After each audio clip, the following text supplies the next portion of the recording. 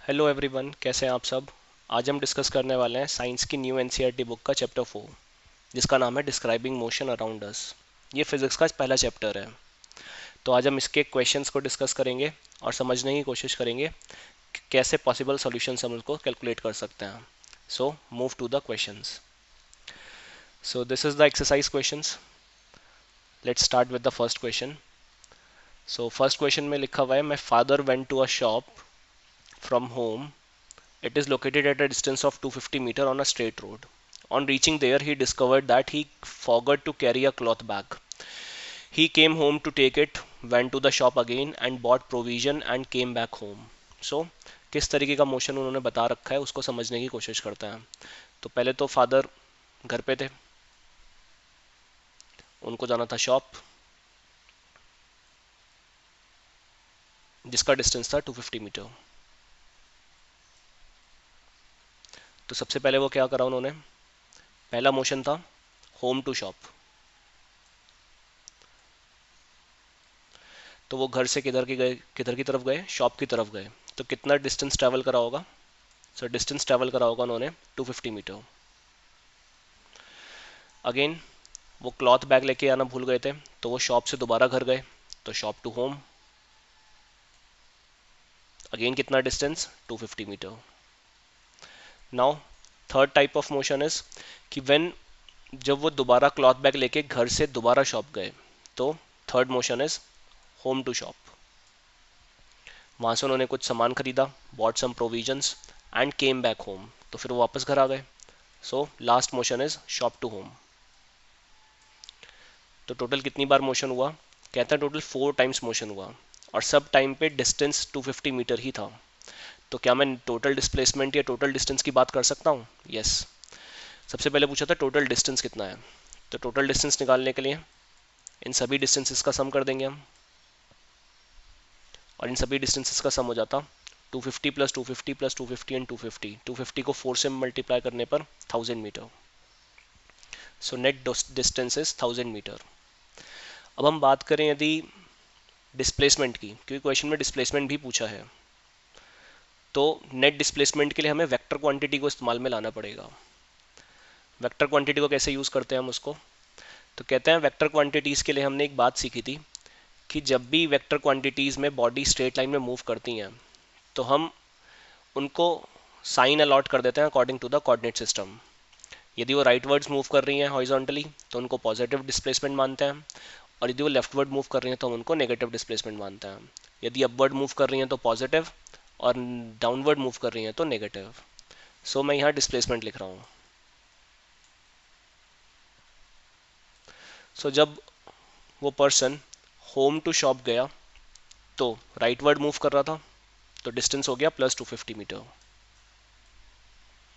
But जब वो shop से होम की तरफ गया बैग लेने, तो वो लेफ्ट वर्ड मूव करा, so displacement is minus 250। Again home to shop गया तो प्लस 250, वहां से कुछ सामान खरीदा और फिर वापस शॉप से होम गया तो अगेन माइनस 250। सो नेट डिस्प्लेसमेंट कितना हो जाता है, यहाँ से नेट डिस्प्लेसमेंट हो जाता plus 250 minus 250 and again plus 250 minus 250, which makes 0 metre. So net displacement की वैल्यू होती है 0 मीटर। हम उसको एक और तरीके से समझ सकते थे कि इनिशियल पॉइंट पूरे पाथ का और फाइनल डेस्टिनेशन दोनों के दोनों होम ही थे, तो वहाँ पर भी उस वजह से नेट डिस्प्लेसमेंट ज़ीरो हो जाता। बट उसके लिए हमें थोड़ा सा लैंग्वेज को लिखना पड़ता। मूव करते हैं क्वेश्चन नंबर 2 पे। Question number 2 is, a student runs from a ground floor to a fourth floor of a school building to collect a book. So एक स्कूल में टोटल 4 फ्लोर्स हैं। एक स्कूल बिल्डिंग बना लेते हैं अच्छी सी।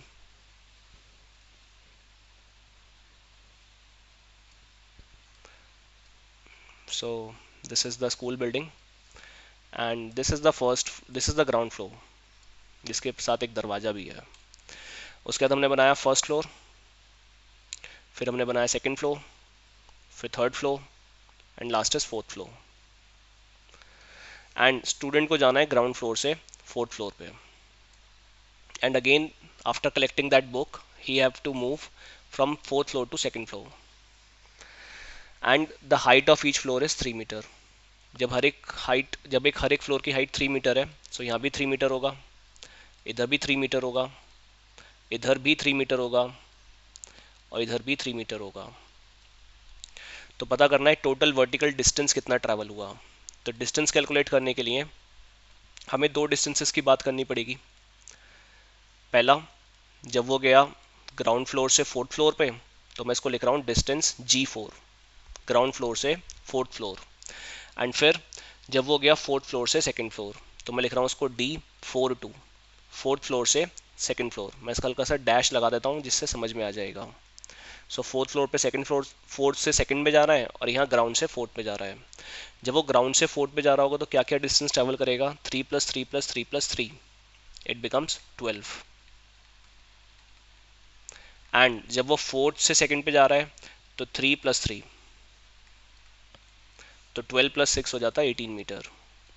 नाउ डिस्प्लेसमेंट भी कैलकुलेट करना है, एंड डिस्प्लेसमेंट के लिए मैंने बताया था displacement is a vector quantity. तो अपवर्ड डायरेक्शन के लिए पॉजिटिव क्वांटिटीज और डाउनवर्ड के लिए नेगेटिव साइंस। तो जब वो डिस्प्लेसमेंट की बात करेगा तो डिस्प्लेसमेंट के लिए अगेन डिस्प्लेसमेंट होगा ग्राउंड फ्लोर से fourth floor and then fourth floor से second floor. So ground floor से फोर्थ फ्लोर में जाने के लिए अपवर्ड मोशन हो रहा है, अपवर्ड मोशन हो रहा है तो अपने को पॉजिटिव आंसर्स लिखने हैं। So it becomes 3 + 3 + 3 + 3। And fourth floor से सेकंड फ्लोर में डाउनवर्ड मोशन हो रहा है, डाउनवर्ड मोशन का मतलब है हमें नेगेटिव आंसर्स लिखना है, नेगेटिव क्वांटिटीज यूज करनी है, तो -3 एंड -3। सो -3 - 3, तो 2 3 कैंसिल आउट हो जाएंगे, आंसर आ जाएगा 6 मीटर। और डायरेक्शन क्या होगी, डायरेक्शन होगी ground floor to second floor, मतलब upwards. So this is the displacement. Move to the question number third. So this is question number third. Question number third में लिखा हुआ है a girl is riding her scooter and find it speedometer reading is constant. Speedometer reading क्या बताती है, speedometer reading बताती है speed को। और जब वो स्पीडोमीटर रीडिंग कांस्टेंट बता रहा है तो क्या वो बॉडी या क्या वो गर्ल कांस्टेंट स्पीड से मूव कर रही है? यस, वो कांस्टेंट स्पीड से मूव कर रही है। Now they are saying is it possible for a scooter to be accelerating and if so how. कहते हैं क्या ये पॉसिबल है कि वो स्कूटर एक्सलरेट कर रहा होगा, और कर रहा होगा तो कैसे कर रहा होगा। तो यदि हम कॉन्सेप्ट याद करें एक्सलरेशन का, तो acceleration is a rate of change of velocity. Acceleration जो होता है वो rate of change of velocity होता है, जिसका मतलब change in velocity upon time होता है। तो वेलोसिटी जब चेंज होगी तभी हम बोल पाएंगे कि एक्सलरेशन आया है। अब वेलोसिटी चेंज करने के कितने रास्ते होते हैं, तो कहते हैं वेलोसिटी चेंज करने के दो रास्ते होते हैं, या तो उसका मैग्नीट्यूड चेंज कर दो या फिर उसकी डायरेक्शन चेंज कर दो। अब मैग्नीट्यूड के नाम पे तो उन्होंने बोला हुआ है कि स्पीडोमीटर कैसा क्वांटिटी दिखा रहा है, कांस्टेंट स्पीड दिखा रहा है, तो मैग्नीट्यूड चेंज हो सकता है? नो। तो चेंज किसको होना पड़ेगा, डायरेक्शन को। तो हम यहाँ कैसे लिख सकते हैं, हम इस आंसर को इस तरीके से फ्रेम कर सकते हैं, yes it is possible for her scooter to be accelerating if she is moving with or she is moving in a zigzag motion because acceleration can be induced induce का मतलब होता है प्रोड्यूस होना। so induced in two manners.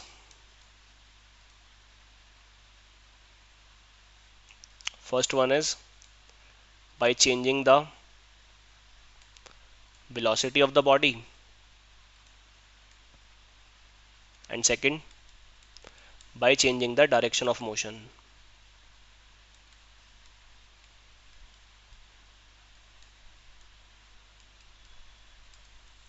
So in above case scooter must travel in either circular path or in zigzag motion.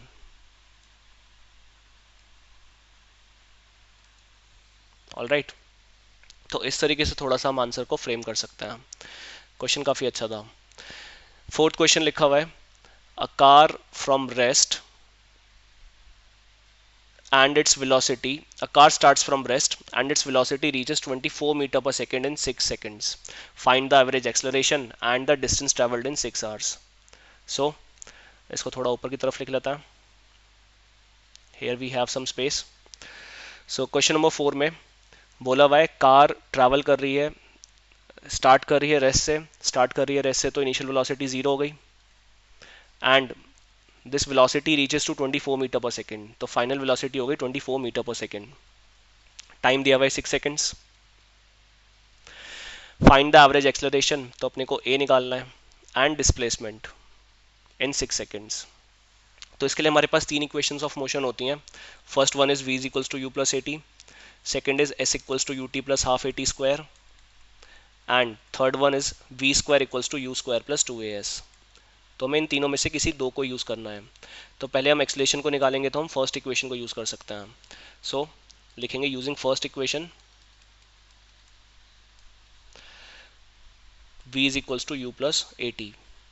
v का value 24, u का value 0, acceleration we need to calculate and time is 6. तो 6a हो जाएगा 24 के equal, a का value हो गया 4 metre per second square. So this is the acceleration. Now हमें अभी डिस्टेंस भी बताना है, तो डिस्टेंस बताने के दो रास्ते हैं, या तो हमें सेकंड यूज़ करना पड़ेगा या फिर थर्ड. मैं थर्ड यूज़ कर रहा हूँ. So v square equals to u square plus 2as.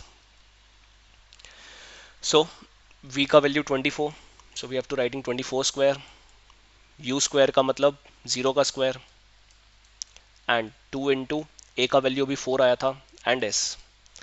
सो 24 का स्क्वायर होता है 576. This is 8s. s का वैल्यू हो जाएगा 576 अपॉन 8. 8 7 जा 56, रिमाइंडर इज 16, इट्स 2, तो आंसर है 72 मीटर. तो क्वेश्चन 4 काफ़ी इजी था. Let's move to the question number 5.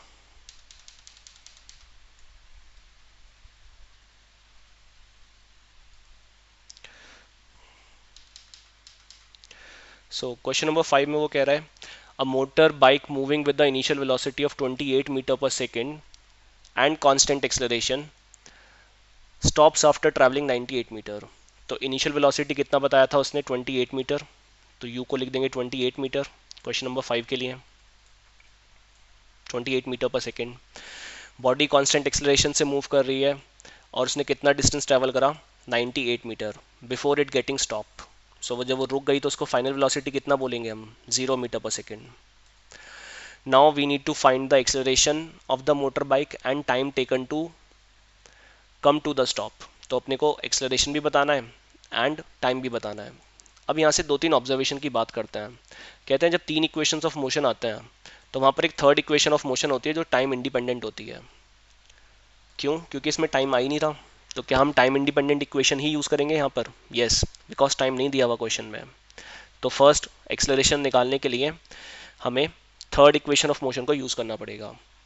Second observation जो है वो ये है कि वेलोसिटी डिक्रीज हो रही है. When velocity is decreasing, so acceleration is positive और नेगेटिव, तो आंसर होता है नेगेटिव. तो एक्सेलरेशन यहाँ पर हमारा नेगेटिव आने वाला है. तो मैं थर्ड इक्वेशन ऑफ मोशन को अप्लाई कर रहा हूँ to calculate the acceleration.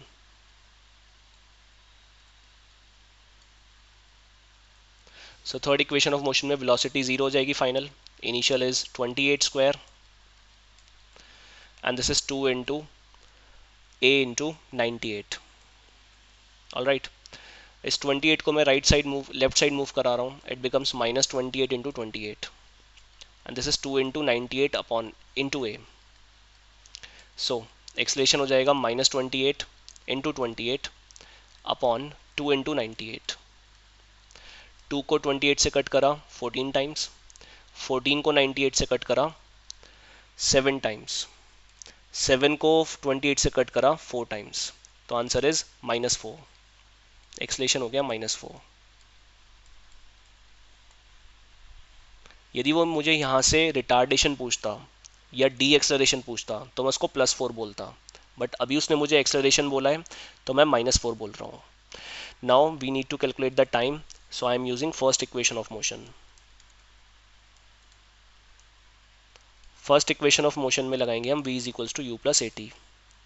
Velocity 0, initial velocity 28, acceleration अभी हमने निकाला था 4 which is -4, so this -4t becomes 4t when moving to left side, so t हो गया 28/4, that is 7 seconds, तो टाइम आ रहा है हमारा 7 seconds।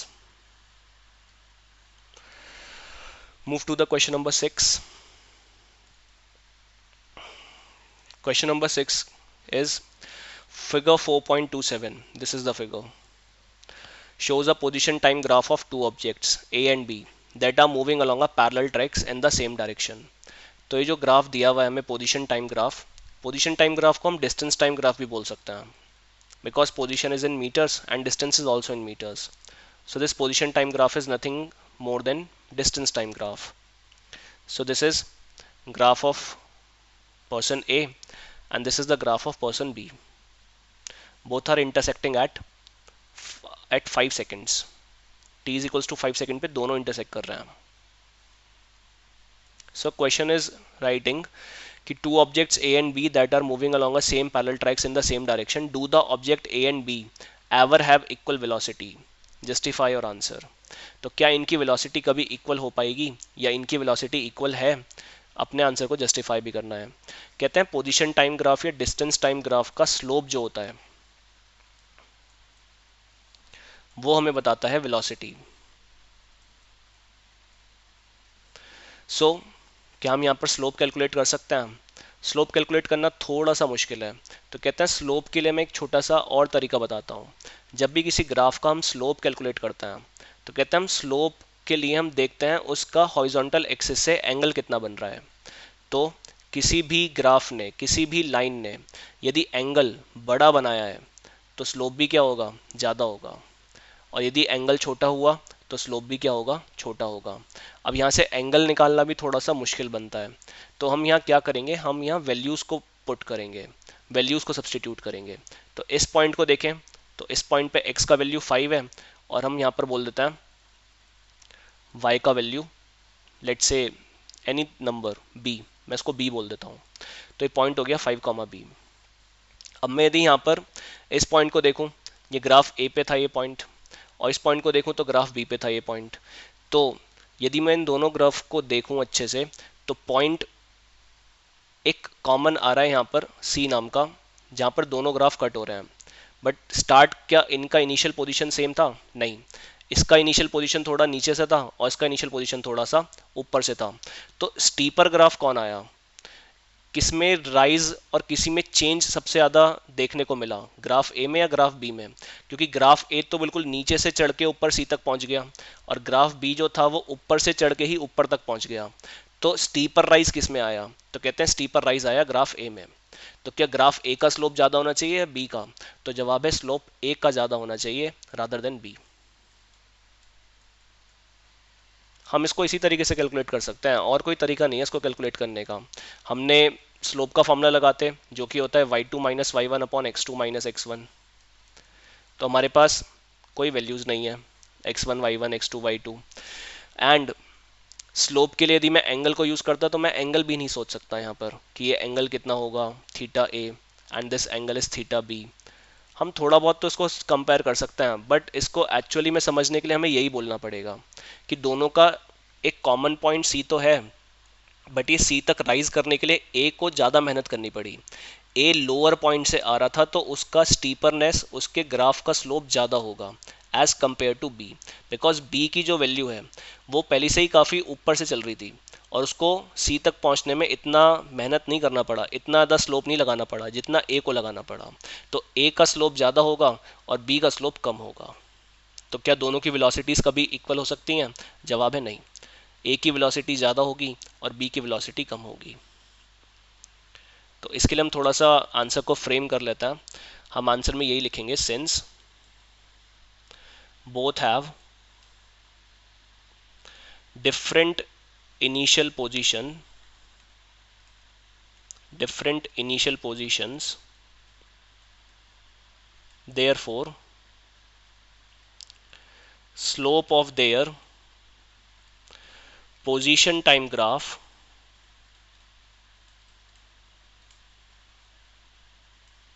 are not same, and from above graph it is clearly stated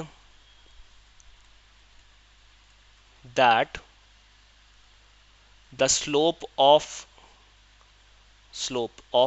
graph A is more steeper मतलब high angle, steeper than slope of B. Hence velocity of graph A is greater than velocity of A is greater than velocity of B, and therefore they don't have equal velocity anywhere. All right, so this is the question number 6. बहुत ही interesting question था. Now move to the question number 7. So question 7 के लिए लिखा हुआ है a graph in figure 4.28. So this is the graph 4.28. मैं इसको यहाँ थोड़ा सा ड्रॉ कर लेता हूँ. This is again position time graph. Position time graph को हम डिस्टेंस टाइम ग्राफ या डिस्प्लेसमेंट टाइम ग्राफ जैसे ट्रीट कर सकते हैं. So there are the two bodies. There is body 1, body A, and there is another body, body B.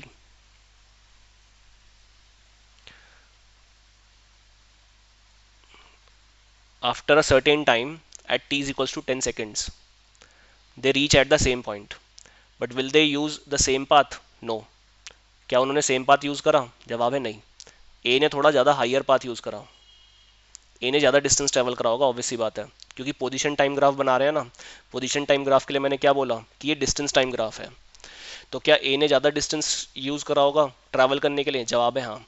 और क्या B ने कम डिस्टेंस ट्रैवल करके ही पहुंच गया वो इस पोजीशन पे? तो जवाब है यस, बी जल्दी पहुंच गया. जल्दी भी नहीं पहुंचा, बी कम डिस्टेंस ट्रैवल करके पहुंच गया. सो क्वेश्चन को अब ध्यान से पढ़ते हैं. लिखा हुआ है graph shows a change in position with the time for two objects A and B moving in a straight line from 0 to 10 seconds. So this is 0 second, this is 10 seconds. दो बॉडीज का motion दे रखा है, object A and object B. ठीक है. Position time graph. Choose the correct options. देखो यहाँ इसने S लगा रखा है, इसका मतलब एक से ज़्यादा ऑप्शंस भी ठीक हो सकता है. ठीक है, तो ब्लंडर नहीं करेंगे. क्वेश्चन नंबर 1 क्या है? ऑप्शन 1 क्या है? Option 1 is the average velocity of both over the 10 seconds time interval is equal since they have same initial and final position. तो क्या ये बात ठीक बोल रहा है? इसका इनिशियल पोजीशन और फाइनल पोजीशन तो सेम है. यस, ये बात तो एग्री करता है. तो क्या इसकी एवरेज वेलोसिटी सेम होगी? तो जवाब है हाँ, बिल्कुल होगी. क्यों होगी समझने की कोशिश करता है. ये बोल रहा है कि पोजीशन टाइम ग्राफ में हम उसको डिस्प्लेसमेंट टाइम ग्राफ या डिस्टेंस टाइम ग्राफ की तरह ट्रीट कर लेते हैं. हमने यदि इंटरवल 0 से 10 सेकेंड्स तक देखा तो ए ने कितना डिस्टेंस ट्रैवल करा. तो मान लो इस डिस्टेंस को मैं नाम दे रहा हूं x. तो ए ने टाइम 10 सेकेंड्स में कितना डिस्टेंस ट्रैवल करा या कितना डिस्प्लेसमेंट करा? तो जवाब है x मीटर का. और b ने भी 10 सेकेंड्स में कितना डिस्प्लेसमेंट ट्रैवल करा? x मीटर का. अब वो पाथ सेम हो या ना हो उसकी बात नहीं कर रहा हूं मैं ये कह रहा हूं कि क्या दोनों का डिस्प्लेसमेंट सेम होगा? बिल्कुल, क्योंकि वो यदि हम इनिशियल से फाइनल पोजीशन तक एक स्ट्रेट लाइन बनाए तो दोनों का डिस्प्लेसमेंट सेम ही बैठ रहा है, 0 से x तक का, ये सारा का सारा डिस्प्लेसमेंट. तो दोनों ने x मीटर ही डिस्प्लेसमेंट करा. तो दोनों का यदि मैं वेलोसिटी कैलकुलेट करूंगा, average velocity, so it is total displacement upon total time. ऐसे यदि मैं b का वेलोसिटी ट्रैवल करूंगा, कैलकुलेट करूंगा, तो it's total displacement upon total time. तो क्या दोनों का एवरेज वेलोसिटी सेम आ रहा है? यस. तो इनिशियल और फाइनल पोजीशन सेम होने की वजह से दोनों का एवरेज वेलोसिटी सेम है. ऑप्शन ए करेक्ट है. अब चलते हैं ऑप्शन 2 पर। The average speed of both over 10 seconds time interval are equal since both cover equal distance in equal time. क्या ये बात ठीक है कि दोनों की एवरेज स्पीड सेम होगी क्योंकि दोनों ने सेम डिस्टेंस ट्रैवल करा है? तो जवाब है नहीं। उसने बी ने पाथ ये वाला यूज करा और ए ने पाथ यूज करा ये वाला, तो क्या दोनों का पाथ सेम है? जवाब है नहीं, बिल्कुल भी सेम नहीं है। और जब सेम नहीं है तो क्या उनका डिस्टेंस ट्रैवल्ड भी सेम होगा? बिल्कुल भी नहीं होगा। तो क्या उनकी एवरेज स्पीड सेम होगी? जवाब है नहीं होगी। तो सेकंड ऑप्शन गलत है। बात करें थर्ड ऑप्शन की, the average speed of A over time 10 seconds interval is lower than that of B. Average speed A की ज़्यादा होगी या बी की? तो सिंपल सा आंसर था ए की ज़्यादा होगी, तो ऑप्शन थर्ड भी गलत है। बात करें पार्ट फोर्थ की, तो लिखा हुआ है the average speed of a A over 10 seconds time interval is greater than that of B. तो क्या ए की स्पीड, एवरेज स्पीड बी से ज़्यादा है? बिल्कुल। और लिखा हुआ है B speed is lower than A in some segments. Yes, बिल्कुल। बी की कुछ सेगमेंट्स में लोअर है, यहाँ इस पाथ में लोअर थी उसकी स्पीड, यहाँ भी लोअर थी, इधर भी लोअर थी, ठीक है ना। वैसे यहाँ ज़्यादा होगी इस वाले सेगमेंट में क्योंकि इसका स्लोप ज़्यादा हो गया। तो इसमें ऑलमोस्ट ऑलमोस्ट कम है। सम सेगमेंट्स लिखा है इसने, ऑल सेगमेंट्स नहीं लिखा, तो सम सेगमेंट्स में कम भी है और ए की ओवरऑल ज़्यादा ही है बी से, तो फोर्थ ऑप्शन हमारा आंसर ट्रू हो सकता है। तो इसमें क्वेश्चन में फर्स्ट ऑप्शन ठीक है और फोर्थ ऑप्शन ठीक है, second and third option are wrong. All right, move to the question number 8। Question number 8 में वो कह रहा है, क्वेश्चन नंबर 8 में वो कहता है a truck driver driving at a speed of 54 kilometre per our.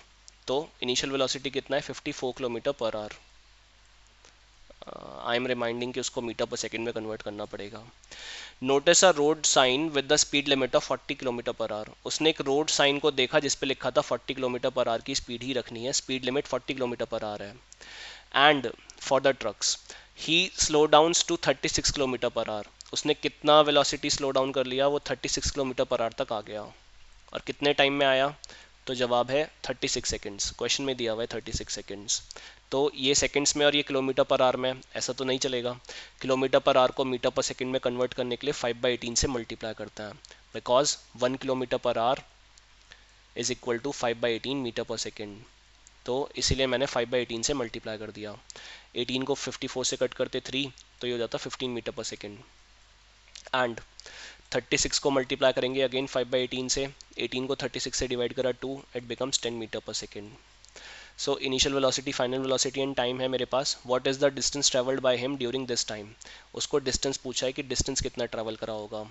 And assume the acceleration to be constant while slowing down the, okay, तो एक्सलेशन कांस्टेंट रखी होगी मतलब यूनिफॉर्म एक्सलरेशन है। अपने को डिस्प्लेसमेंट बताना है। अब डिस्प्लेसमेंट या डिस्टेंस को ट्रैवल करने के लिए मेरे पास 3 इक्वेशंस ऑफ मोशन होती हैं। फर्स्ट होती है v is equals to u plus a t, second होती है s equals to u t plus half a t square, and third one is v square equals to u square plus 2as। अब यहाँ से एक बात समझने की ज़रूरत है कि जहाँ जहाँ s आ रहा है क्या वहाँ वहाँ a भी आया है? बिल्कुल। तो मुझे s को निकालने से पहले एक्सलरेशन की बात करनी चाहिए, तो मैं यूज़ करूँगा फर्स्ट इक्वेशन ऑफ मोशन। क्योंकि सेकेंड और थर्ड में तो s भी है और a भी है, हमारे पास तो दोनों अननोन है ये, तो हम इसको ऐसे नहीं निकाल सकते, हमें फर्स्ट इक्वेशन तो लगाना ही पड़ेगा। फर्स्ट इक्वेशन होता है v is equals to u plus a t. Initial velocity थी 54, 54 को हमने कन्वर्ट करा था 15 में, so it's 15। And final velocity 10, acceleration we don't know, and time is 36। तो एक्सलेशन आ जाएगा 5/36 minus 5/36 meter per second square. Now I am using this equation. Now I am using this acceleration to the third equation of motion. तो मैं third equation of motion में लगाता हूँ यदि इसको, तो v का वैल्यू था 10, तो इट्स 10 का स्क्वायर, u का वैल्यू 15, तो 15 का square plus 2 into -5/36 into s। So it's 100 minus 225, ये हो जाएगा माइनस का 10/36 इंटू एस। इन दोनों को सब्ट्रैक्ट करता तो ये जाता माइनस का 125, ये 36 न्यूमरेटर में मूव कर जाता और 10 आ जाता डिनोमिनेटर में। सो इसको 2 से कट करा 5, 2 से कट करा 18, 5 को 125 से कट करा 25। सो एस इक्वल्स टू ये माइनस रह गया, यहाँ माइनस और माइनस प्लस हो जाता, this becomes plus. So s equals to 25 into 18। 25 into 18 को करने के लिए मल्टीप्लाई कर लेता हूँ थोड़ा सा।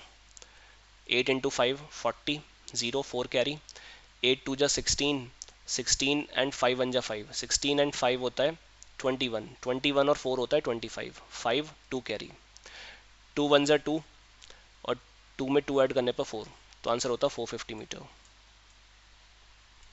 सो डिस्प्लेसमेंट आया या डिस्टेंस आया 450 मीटर। अब ये वीडियो ज़्यादा बड़ी ना हो इसलिए मैं आधे क्वेश्चंस इस वीडियो में डिस्कस कर रहा हूँ और नेक्स्ट 8 क्वेश्चंस मैं नेक्स्ट पार्ट में डिस्कस करूँगा। तो बताना कैसा लगा इन क्वेश्चंस का डिस्कशन, और आपको यदि इस चैप्टर का वन शॉट डिस्कशन चाहिए तो उसको कमेंट बॉक्स में मेंशन करना। मिलते हैं नेक्स्ट वीडियो में।